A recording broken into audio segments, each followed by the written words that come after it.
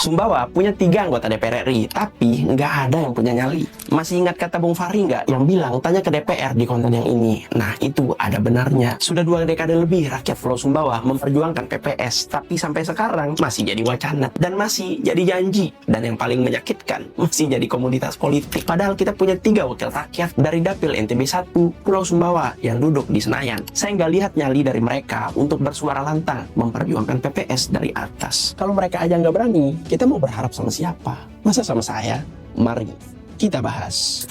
Pertama, jalur top down itu nyata, ada aturannya. Perjuangan PPS bisa lewat DPR RI, mereka bisa usulkan ke Kemendagri. Dari Kemendagri, nilai urgensinya, dan akhirnya bisa disahkan lewat keputusan politik nasional. Tapi sampai sekarang, masih sepi. Kayak rumah hantu nggak berpenghuni. Kedua, NTB punya 11 anggota DPR RI, 8 dari Lombok dan 3 dari NTB 1 atau Pulau Sumbawa. Ada Mahdalena dari PKB, suara terbanyak, duduk di Komisi 8. Ngurusin apa? Agama, sosial, perempuan, anak. Kedua, Mori Hanafi dari Nasdem, dulunya Gerindra, duduk di Komisi 5, infrastruktur dan perhubungan. Dan yang ketiga, Johan Rosihan dari PKS, duduk di Komisi 4, ngurusin pertanian, kehutanan, dan kelautan. Masalahnya, nggak ada satupun dari mereka ini yang berani bersuara tegas soal PPS. Padahal bicara soal nasib daerah bukan tergantung komisi, Bung. Kalau mereka mau, bisa aja mereka sampaikan lewat fraksi, dorong RDP lintas komisi, dan yang paling penting bahkan nego tuh partai supaya pindah ke komisi 2. 3, ini soal nyali, bukan soal posisi. Anggota DPR RI itu dibayar untuk bicara. Kalau soal PPS nggak berani ngomong, hal lain pun patut kita curigai. Berani ngomong nggak? Keempat, belajar dong dari Bang Maman. Faktanya, Andi Aktas atau Bang Maman meski nggak lolos DPR RI, dia tetap kawal PPS. Ada videonya, ada buktinya, ada aksinya, dan diantarkan KP3S langsung ke DPR dan membuka audiensi. Nggak kayak sebagian yang cuma seremonial, bahkan foto doang. Kelima, meski begitu, saya tetap apresiasi Mori Hanafi dan Johan Rosihan. Kenapa? Karena Mori dan Johan udah sempat terima audiensi KP3S. Tapi kalau cuma terima aspirasi lalu diam, ya itu belum cukup. Meskipun katanya Bang Johan sedang perjuangkan lewat salah satu badan di DPR. Kalau itu benar, kita doakan semoga berhasil. Tapi tetap, publik butuh suara yang tegas, suara lantang, bukan bisik-bisik, Bang. Kalau memang kalian benar-benar wakil rakyat dari Pulau Sumbawa, buktikan itu dengan bicara lantang soal PPS. Karena kalian dibayar untuk bicara. Masa kalah sama saya yang setiap hari bahas terus? Apa saya aja yang jadi anggota DPR-nya? Gimana menurut kalian? Masih layak kita berharap pada 3 orang ini?